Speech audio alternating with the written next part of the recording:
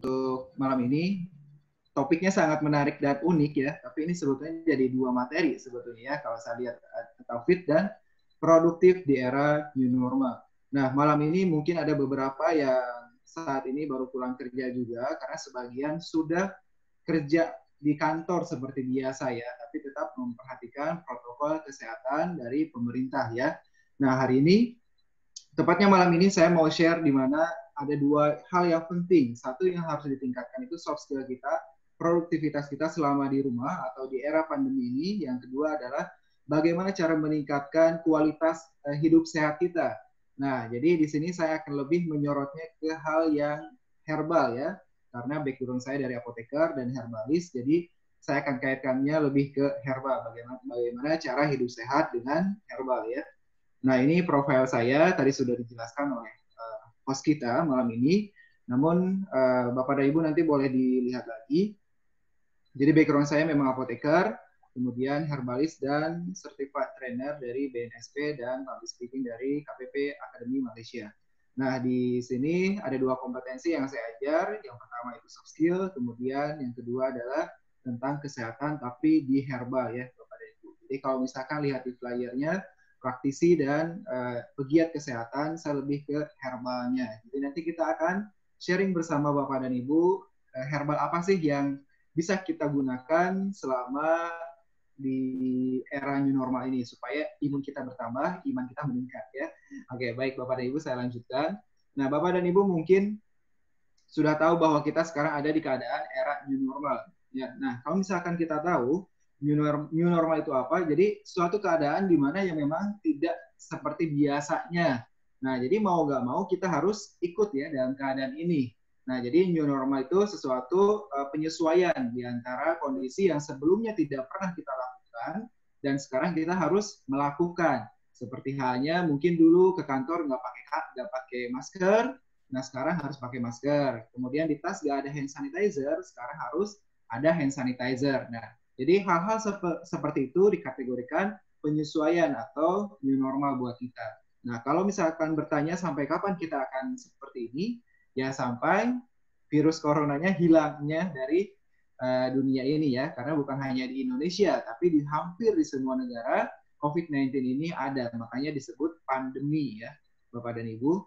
Nah, ini ada beberapa tips saja. Jadi ini tips bagaimana supaya kita tetap produktif di era new normal ini. Biasanya kalau saya sampai saat ini masih WFH Bapak dan Ibu karena wilayahnya masih red zone dan kebijakan dari kantor memang kalau yang red zone masih bisa WFH.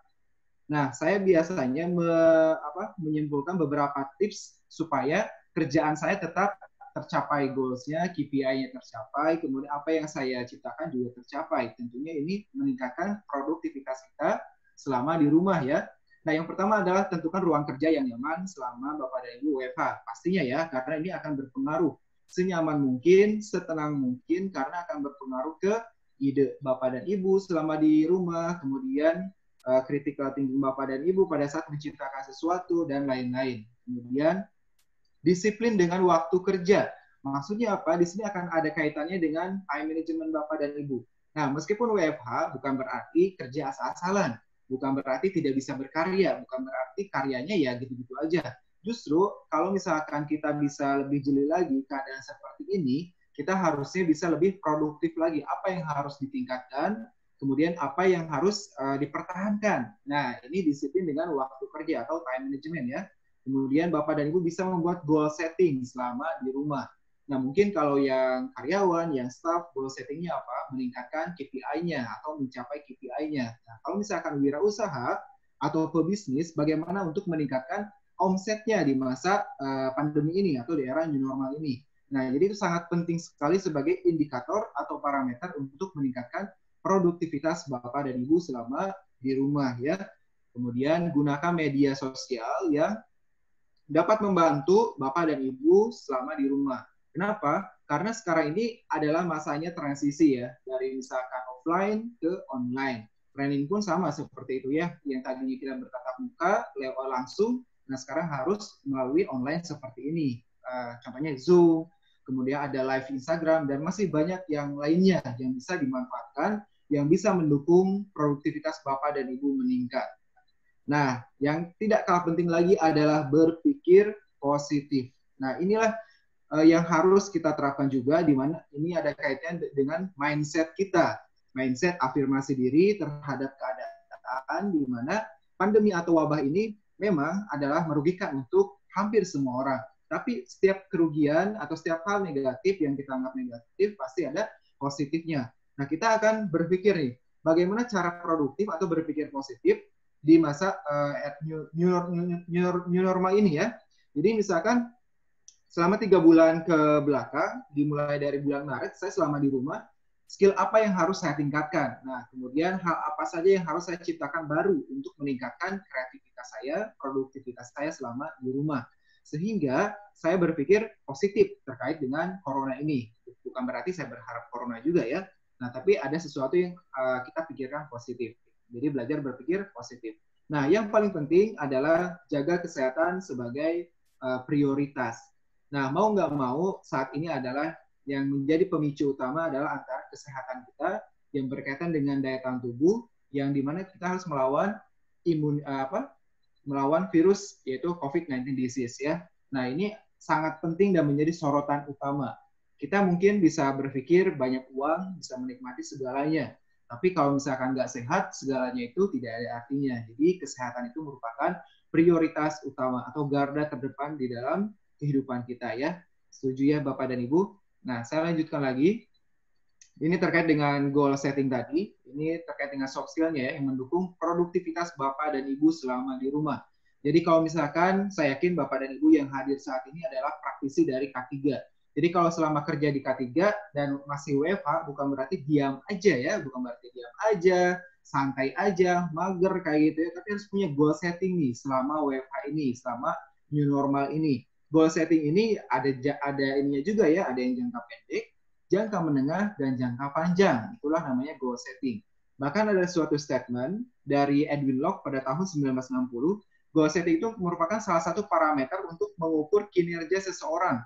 Nah, tentunya di sini ada yang namanya tantangan, challenge yang baru, kreativitas yang baru, di mana semuanya mendukung kinerja Bapak dan Ibu semakin lebih baik lagi dan semakin the best ya untuk menciptakan sesuatu yang baru. Nah, ini merupakan salah satu definisi dari goal setting ya Bapak dan Ibu. Jadi harus tahu nih selama di rumah, selama WFH, selama new normal, goal setting Bapak dan Ibu apa. Kemudian pada saat Bapak dan Ibu mempunyai goal setting, Bapak dan Ibu harus membingkainya dengan yang disebut dengan frame.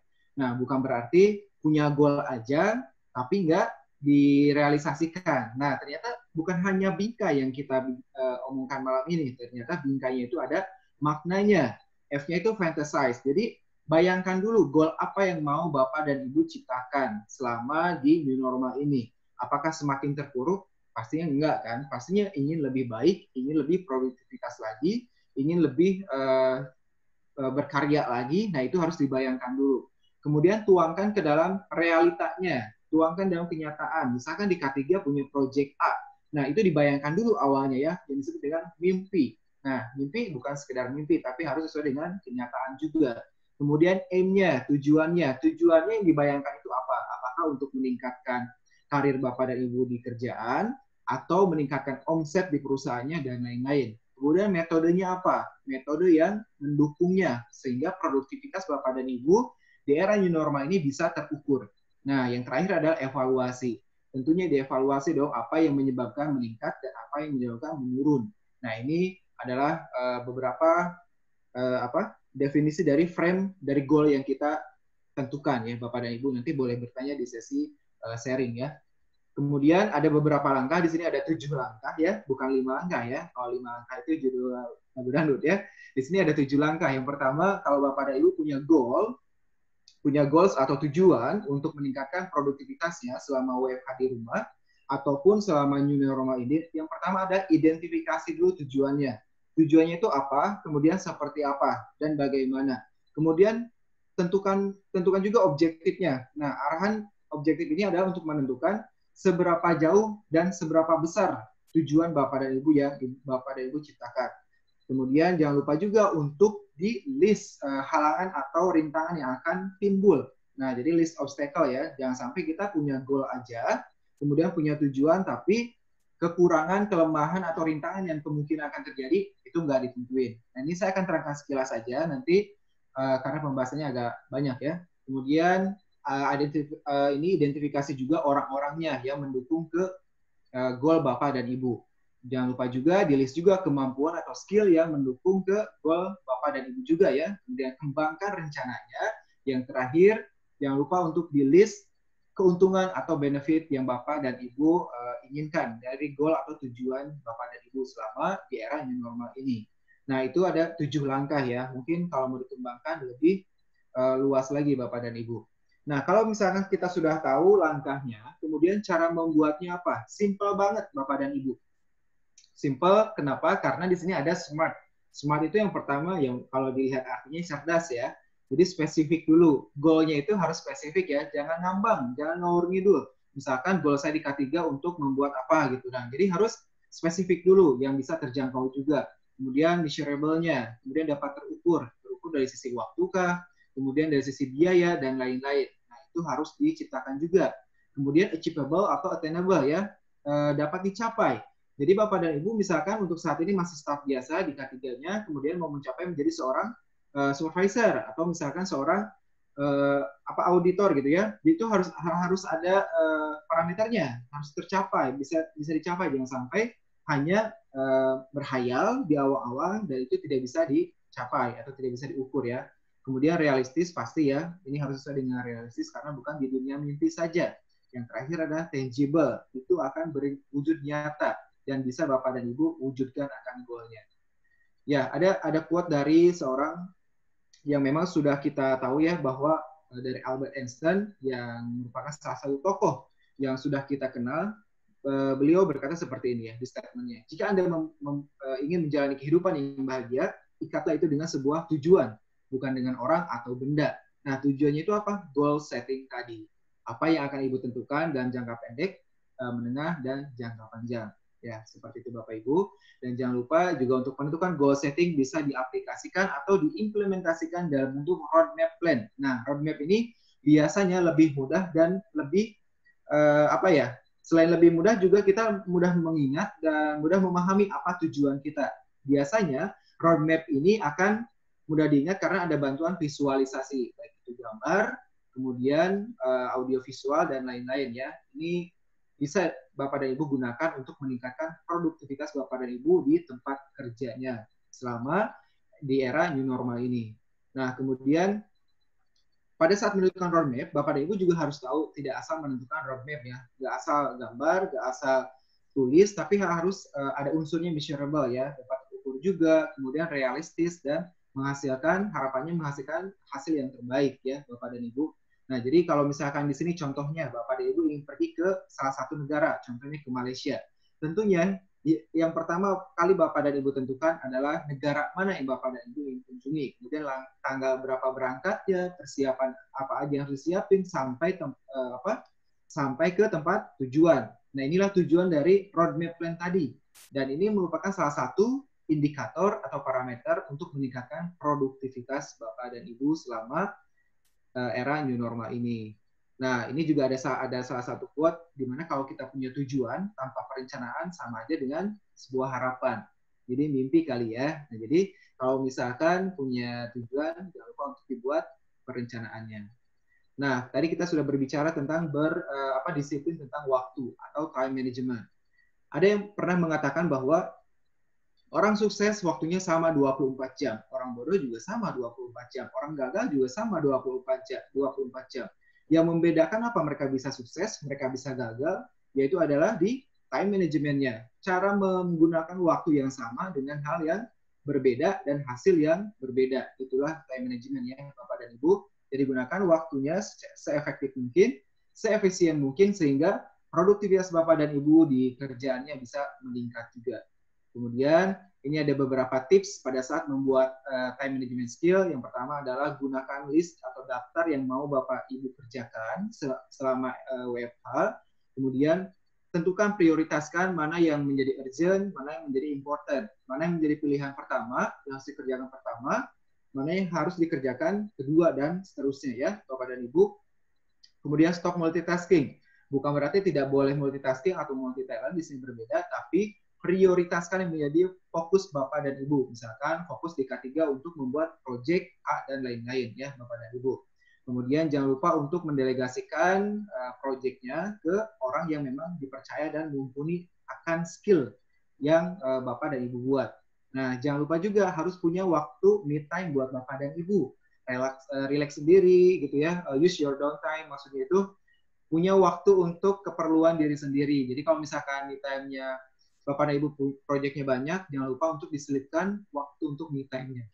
Maaf. Kemudian reward yourself. Jadi kalau misalkan Bapak dan Ibu sudah membuat time management, kemudian tercapai goal yang tadi Bapak dan Ibu buat, jangan lupa untuk mengapresiasi diri, menghargai diri sendiri, baik itu misalkan bersyukur, kemudian bisa melaksanakan sesuatu yang memang mengapresiasi, membanggakan diri sendiri ya. Bukan berarti harus sombong, tapi percaya dengan kemampuan diri sendiri, mengapresiasi diri, dan menghargai diri sendiri. Nah, itu yang disebut dengan reward yourself, Bapak dan Ibu. Ini ada bedanya ya, yang tadi saya infokan bahwa ada kategori urgent dan important. Ini kaitannya dengan time management. Contohnya urgent itu apa? Misalkan atasan Bapak dan Ibu telepon Bapak dan Ibu, itu kategorinya urgent, harus segera dijawab. Nah, kalau misalkan important, misalkan Bapak dan Ibu ada pelatihan tentang soft skill public speaking. Nah, kalau misalkan itu penting menurut Bapak dan Ibu untuk meningkatkan karirnya, maka kategorinya adalah important. Nah, inilah salah satu tujuan kita membuat time management tadi ya, mana kategori urgent atau prioritas dan mana yang important, atau yang masuk kedua-duanya, urgent dan important, Bapak dan Ibu.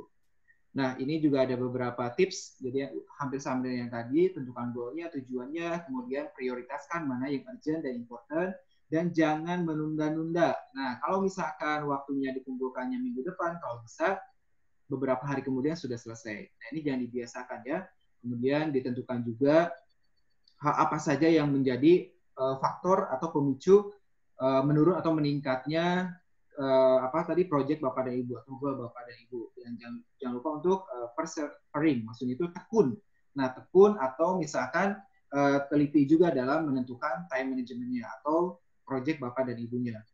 Nah, ini tipsnya aja ya. Nah, ini juga ada quote juga di mana rencanakan apa yang Anda kerjakan dan kerjakan apa yang Anda rencanakan. Jadi jangan hanya sekedar merencanakan tapi tidak dikerjakan. Apalagi cuma dikerjakan tapi tidak direncanakan. Pastinya itu akan mempengaruhi ke hasil Bapak dan Ibu. Intinya ke produktivitas Bapak dan Ibu. Supaya terukur ya Bapak dan Ibu. Nah, tadi dari sisi soft skill-nya terkait produktivitas ya. Faktor apa saja yang mendukung produktivitas Bapak dan Ibu, terutama di kerjaannya, ataupun di karirnya, ataupun di bisnisnya. Sekarang kita akan beralih ke kesehatannya. Nah, kesehatannya itu apalagi sekarang kita masih berperang dengan yang namanya itu COVID-19 ya, virus corona ya. Virus corona 2019. Dan kalau Bapak dan Ibu lihat, di berita setiap harinya itu korban semakin naik ya, Bapak dan Ibu, bukan turun karena ada tindakan pemerintah yang namanya masif ya, pemeriksaan massal dan lain-lain, sehingga korban kategori yang positif makin banyak ya. Bapak dan Ibu, saya ambil nih salah satu flyer dari Kementerian Kesehatan dan Gerakan Masyarakat Sehat, di mana inilah yang diterapkan di era new normal tadi, yang tadinya misalkan kalau sakit maksain ke kantor, sekarang di rumah aja. Yang tadinya nggak bawa hand sanitizer di tas, bawa. Yang tadinya sering berpelukan kalau ketemu atau jabat tangan, sekarang say hello aja. Nah, itu beberapa kategori yang harus kita lakukan atau terapkan di era new normal. Nah, saat ini yang menjadi pilihan adalah dua. Kita akan tereliminasi oleh virus tersebut atau kita beradaptasi dengan sesuatu yang baru. Ini adalah pilihan Bapak dan Ibu, karena nggak ada lagi ya. Jadi mau dieliminasi atau beradaptasi. Itu pilihan Bapak dan Ibu ya. Nah, kalau terkait dengan kesehatan saat ini adalah, karena tadi judulnya adalah fit dan produktif ya. Gimana sih caranya supaya kita fit di era new normal ini, apalagi yang masih WFH gitu ya. Gimana caranya supaya tetap fit, sehat, bugar gitu ya. Nah, ini ada kaitannya dengan yang namanya iman dan imun. Nah, kenapa saya kategorikan iman dan imun? Iman itu adalah diri kita sendiri, mendekatkan pastinya ya, secara spiritualnya, secara mentalnya, fisiknya gitu ya. Ini harus dari kita sendiri ya. Jadi nggak ada hal lain, nggak ada obat lain kecuali imun kitanya kuat, virusnya itu lemah, ya kita yang menang. Atau kebalikannya, virusnya yang kuat, daya tahan tubuh kita yang lemah, ya dia yang menang. Itulah analoginya untuk keadaan seperti ini ya. Jadi tinggal dipilih nih antara ibu yang kuat, ibu atau bapak yang kuat imunnya, atau virusnya yang kuat. Jadi untuk saat ini kita sedang berjuang dengan yang namanya imun dan virus ya, bapak dan ibu. Nah, ada suatu quotes juga, ya ini anonim ya, jadikanlah makananmu sebagai obatmu. Nah, saya orang farmasi, apoteker, tapi bukan berarti saya ini juga ya, nggak support dari obat kimia juga, tapi saya lebih senang dan lebih ngulik ke yang berbau dengan herbal ya. Karena herbal itu mempunyai sesuatu prinsip holistic wellness. Nah, prinsip holistic wellness itu adalah mengobati keseluruhan. Bukan mengobati gejalanya, tapi mengobati penyebabnya. Contoh misalkan Bapak dan Ibu kalau sakit gigi, mungkin biasa minum, saya tidak sebut merek ya, tapi generiknya aja. Biasa minum kalau sakit gigi asam mefenamat dan amoxicillin. Nah, kalau herbal itu akan menyembuhkan gejalanya, gejala sakit giginya.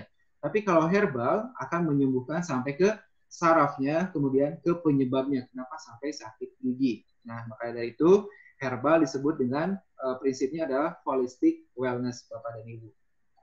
Nah, kenapa sih kita harus lebih aware lagi terhadap herbal? Karena herbal itu merupakan warisan leluhur ya. Dari zaman bahula, dari zaman dulu gitu ya. Herbal itu mulai dari nenek moyang kita, meskipun mereka tidak kuliah, nggak kursus, tapi mereka tahu manfaatnya gitu ya. Misalkan daun pinang buat cacingan, kemudian bandotan buat menghentikan darah, dan masih banyak yang lainnya. Kemudian itu merupakan kekayaan alam. Nah, kekayaan alam yang mudah didapat, harganya murah, dan proses buatnya juga mudah juga ya, Bapak dan Ibu. Jahe, lengkuas, temulawak, dan masih banyak yang lain. Kemudian prinsipnya holistik.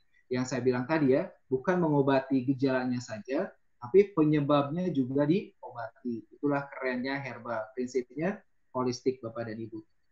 Nah, kita akan sharing sedikit tentang tanaman obat berkhasiat.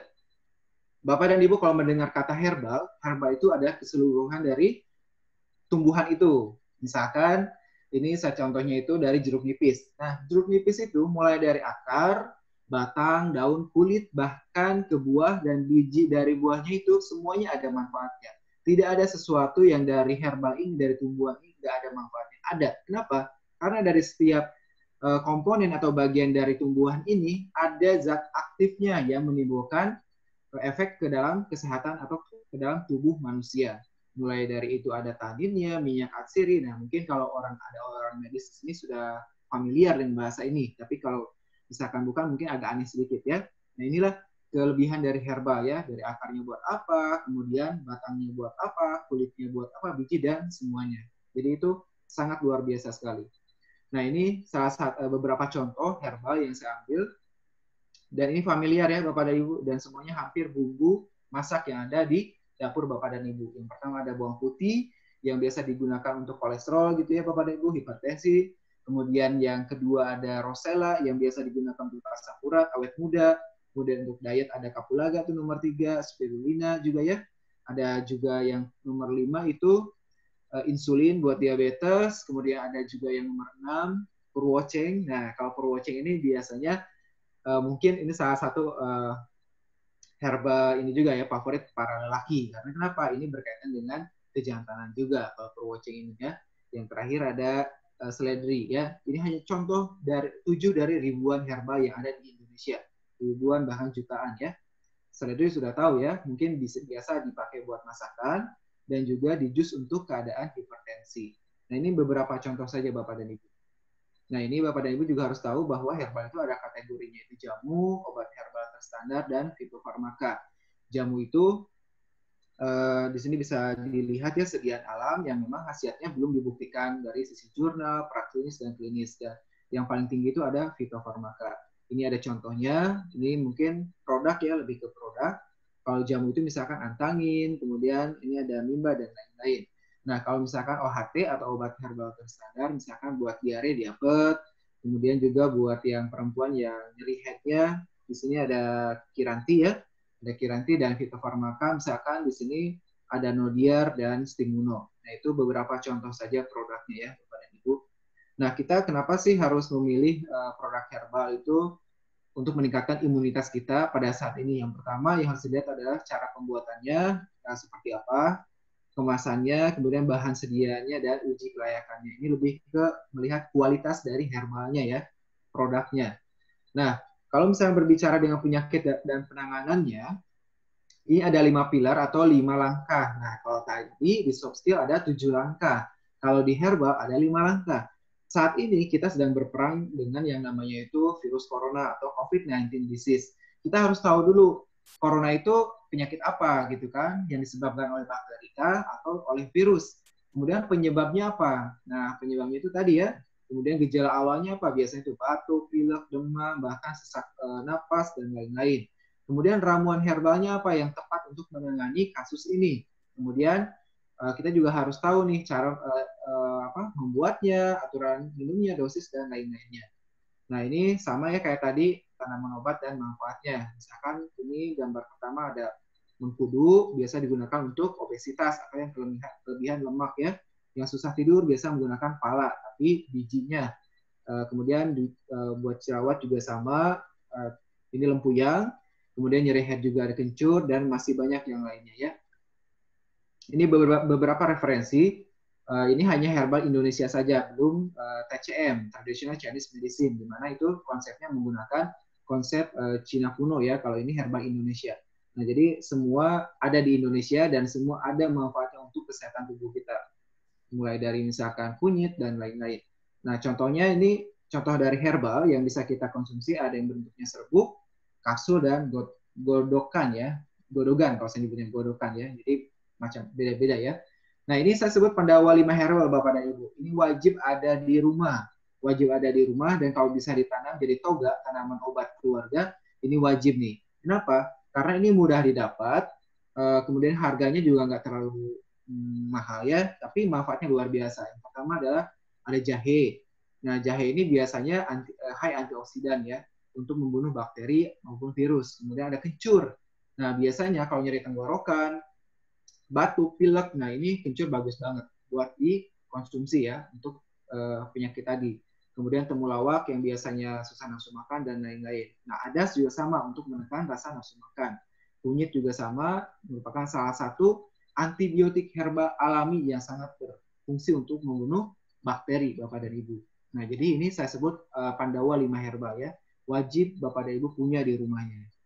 Nah, saya bagikan resep, harusnya banyak resepnya, tapi resepnya saya bagikan 2 saja yang terkait dengan keadaan saat ini ya, coronavirus ya. Jadi ini ada resep pertama dari untuk imun. Nah, caranya ini godokan semuanya, saya tidak pakai produk. Ini godokan ya, jadi Bapak dan Ibu boleh siapkan bahannya itu jahe 1 siung, kemudian serehnya 2 batang, kemudian kayu manisnya boleh 1 segiri jari ya. Kemudian airnya 250 sampai 300 cc. Ini caranya adalah digodok ya, digodok. Nah, ini ada madu atau gula aren, itu sebagai pemanis aja, dan saya rekomendasikan kalau nggak madu ya gula aren, supaya tidak menimbulkan lemak dan obesitas kalau pakai gula putih. Cara pembuatannya mudah banget, Bapak dan Ibu tinggal rebus airnya sampai mendidih, kemudian masukkan bahan-bahannya, tunggu sampai 10 menit setelah menguap, kemudian dinginkan sehari, itu bisa dikonsumsi. Aturan minumnya gimana? Nah, aturan minumnya cukup 2 kali sehari, 200 ml pagi dan malam. Paginya setelah sarapan, malamnya sebelum tidur ya. Jadi ini boleh dikonsumsi untuk meningkatkan imunitas Bapak dan Ibu selama di era new normal ini. Kemudian satu lagi, ini adalah untuk batuk dan pilek, karena tadi ya gejalanya untuk COVID-19 ini biasanya batuk, pilek yang menyerang bagian sistem pernapasan. Nah, ini saya berikan tipsnya atau resepnya untuk herbal sama jahe, cuma ini ada tambahan serai. Nah, serai dan kayu manis sama, dan jeruk nipis. Nah, jeruk nipis ini banyak sekali manfaatnya. Salah satunya daunnya, daun jeruk nipis itu bisa untuk pengobatan kanker payudara. Caranya gimana? Ya, itu biasanya direbus ya, dibikin detox water ya. Itu dari daun jeruk nipis. Airnya sama, 250 cc atau mili. Pembuatannya juga sama, digodok, tunggu 10 menit setelah menguap, disaring, baru boleh diminum. Minumnya juga sama 2 kali sehari ya Bapak dan Ibu. Nah, satu lagi sakit tenggorokan. Jadi 3 resep ini adalah resep yang berkaitan dengan kondisi saat ini dengan COVID-19 saat ini ya, mulai dari tadi imunitas, kemudian tenggorokan, kemudian batuk dan pilek. Ini juga sama jahe, jeruk nipis, cuma di sini ada tambahan asam jawa. Nah, asam jawanya juga bermanfaat untuk keadaan atau antiinflamasi di tenggorokan Bapak dan Ibu. Kalau nyeri, kalau terasa perih, nah ini boleh dibuat ya resepnya ya. Cara pembuatannya sama, aturan minumnya juga sama. Dan ini bagus juga bagi yang menstruasi atau nyeri head juga. Ini boleh digunakan. Bapak dan Ibu, itulah presentasi saya, sharing saya malam ini. Kok presentasi ya, formal banget. Jika nanti ada yang mau bertanya, silakan. Untuk itu saya kembalikan lagi ke host kita malam ini. Silakan Bapak. Oke, terima kasih buat Pak Walid. Pak Walid boleh ditutup dulu? Stop share screen.